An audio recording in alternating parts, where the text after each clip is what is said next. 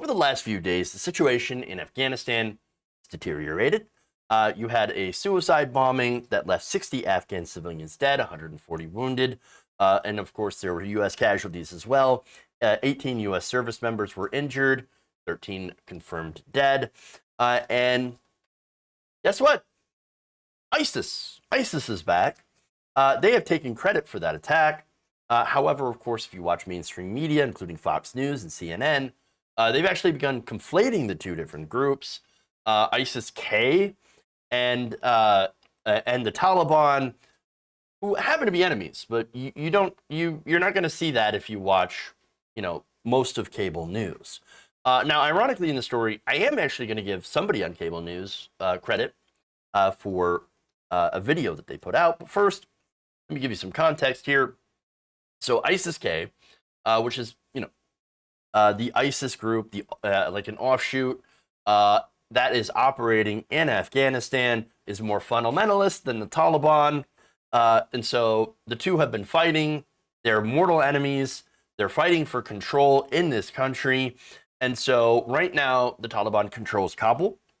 And, well, that's where the bombing happened. A suicide bomber had managed to sneak in to that area and blow people up, blow up Americans that are evacuating from Afghanistan, Americans and Afghans. And, they were able to sneak in there. And so now what's interesting here is currently we have a deal. Currently we have a deal with the Taliban to allow us to get out of the country. We got until the 31st to get out of Afghanistan, to get everybody, as many people out as we can. And of course, the Taliban has been trying to prevent Afghans from evacuating the area, allowing Americans to go through. Of course, they've got all the biometric data for Afghan allies. And as soon as we leave, we don't get those people out. Well, the Taliban's going to go and kill those people. So again, this is a disaster. All right. So now the deal, and there are actually two different deals. One of them was negotiated first by former President Donald Trump, which of course involves some things that I'm going to get into. And then of course a later deal negotiated by President Joe Biden, which is the current deal that we're under. So now that makes sense to do a deal. I know some of you might be like, oh my God, what deal with the Taliban? Well, that's what you're getting from mainstream media. Here's the thing. The evacuation is already difficult enough without being shot at or exploded by the Taliban. So it kind of makes sense to say, okay, look, let's make a deal. You don't shoot at us. We don't shoot at you. You let us get our shit out, and then we go. Right? You got the country, go. All right. So now I give you that context because now you have a former Trump administration official saying that we shouldn't have negotiated with the Taliban after negotiating with the Taliban. It's bad now, but it wasn't bad when we did it. Oh. So now, the credit that I'm going to give to is Mehdi Hasan. So Mehdi Hasan has a show on MSNBC. He's one of the few voices on cable news that isn't exactly beating the war drums for Afghanistan. And so in this next video, I'm going to, or I should say, he's going to illustrate the former administration's hypocrisy on negotiating with the Taliban. And so, without further ado, I'm going to show you Mike Pompeo versus Mike Pompeo. These are butchers. I met with them. I was in the room with them. It were some of the most difficult meetings for me personally and emotionally. I knew exactly who I was sitting across the table from. These are evil people. I can't say much about what we've seen the Taliban do in the aftermath since, what are we now, a handful of days on, 5 days out.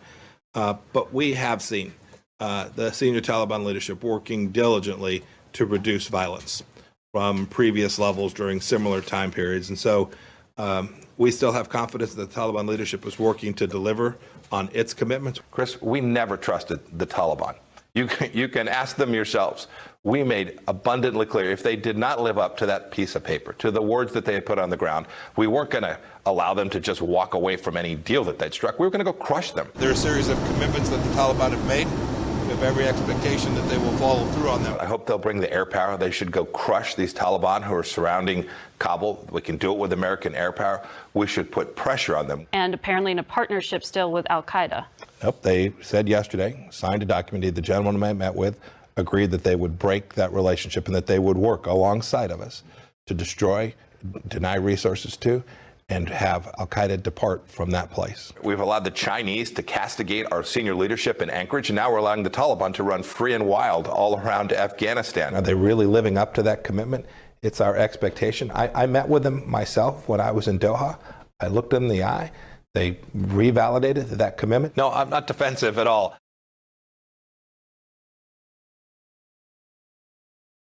Huh. Yeah, Mike Pompeo versus Mike Pompeo. That was fascinating. So now, all right. Fun fact. Negotiating. So this guy says negotiating with the Taliban, bad, they're evil, can never do it. And again, this is after we should have bombed them, so that's beating the war drums, of course. But then previously it's like, oh, no, working with the Taliban. No, fantastic. So here's the thing, right? So, fun fact, we have actually had to negotiate. I'm sorry, we haven't, but the Taliban had actually tried to negotiate with the United States before. You know what they tried to do? To unconditionally surrender. At a U.S. Special Forces camp near Kandahar, Afghanistan in December 5th, 2001, the Taliban had offered the United States an unconditional surrender. Furthermore, they promised to disband and disarm. So, wait. So, hold on. They surrendered, and yet, how come if they had surrendered, how come we're at war with them? We were at war with them 20 years later. Well, it turns out George W. Bush ignored them and continued attacking the Taliban until the end of his term. Then, of course, you had Barack Obama, Democratic president, who fought the Taliban for another 8 years. Donald Trump fought them for another 4 years. And of course, the reason, we got to get Bin Laden. They sheltered Bin Laden, and so we got to go and destroy the Taliban in order to get the Bin Laden, and then we do that, and then get our revenge for 9/11, and then we would leave, except that we didn't leave. We stayed there for, again, 20 years, and decided we wanted to go and build a nation. On the Bin Laden thing, by the way, the Taliban had offered Bin Laden once. Okay, so now the Bush administration had once again refused that offer, right? The Taliban offered up Bin Laden 4 times prior to 9/11. 4 times. Once again, 5 days after 9/11, the Taliban's like, hey, you want Bin Laden? He's right here. Come take him. We'll give him to you. Just don't bomb us. That means we did not need to be in Afghanistan. We didn't need to be there. But the Bush administration made sure, along with the Pentagon, that we went full balls to the wall, get in Afghanistan, and do endless war. That's what happened. And of course, this was a war that all the neocons and all the war hawks and the media had all cheered on and wanted to happen. If we had negotiated with the Taliban, we wouldn't have wasted 20 years of war, $2 trillion, and thousands of lives. Let me give you some official numbers on how many people that had died. Over 47,245 civilians, 66,000 to 69,000 Afghan military and police, and more than 51,000 Taliban fighters have been killed as of April 2021. Overall, the war killed 171,000 to 174,000 people in Afghanistan. A stupid, deadly, costly war for no reason whatsoever. No reason. Again, Donald Trump and Joe Biden were right in the fact that we should get out of that war. They were correct in the policy, Obama and Bush were wrong. We're wrong. And so was almost everybody on cable news that were beating the war drum, that wanted us to be in these forever wars. And the defense contractors, who, by the way, made billions off this. Billions. So how does this relate to Mike Pompeo? Well, let's go back to him. So he's literally saying, we shouldn't negotiate with the Taliban after negotiating with the Taliban. Going back to an article here in Politico, the negotiations between Pompeo helped conduct the Secretary of State resulted in a 4-part withdrawal deal with the Taliban that committed the U.S. to a phased conditions-based removal of all troops within a 14-month period. That period, of course, was extended by the Biden administration. The U.S. called on the Taliban to cut ties with the terrorist organization Al-Qaeda and refrained from any threats to the U.S. or allies. But in order to make that deal, the United States made concessions. The release of 5,000 combat and political Taliban prisoners and a review of sanctions against the organization. So they made that deal with the Taliban, released the leader as well, and 5,000 fighters, and drew down our troops to about 2,500, and basically set this up to where, as soon as we leave, the Taliban could come in and, well, that's the rest is really history. You saw what happened. The Afghan government, and this is where there's legitimate criticism here of this deal. The Afghan government was not involved. That weakened and undermined their position and their legitimacy.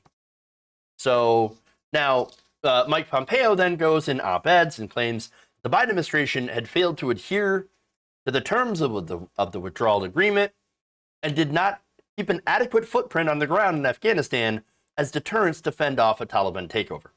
So basically, Mike Pompeo is saying he broke the terms of the deal, which, by the way, he didn't, and didn't put more troops after our administration withdrew those troops and put them somewhere else. Not that, okay, again, the Trump administration had just mentioned, drew down to 2,500 troops. But at the end of the day, it probably wouldn't have mattered. Here's the thing, right? So, as I keep mentioning, the Afghan government was a puppet government of the United States. It wasn't really built on very strong foundations.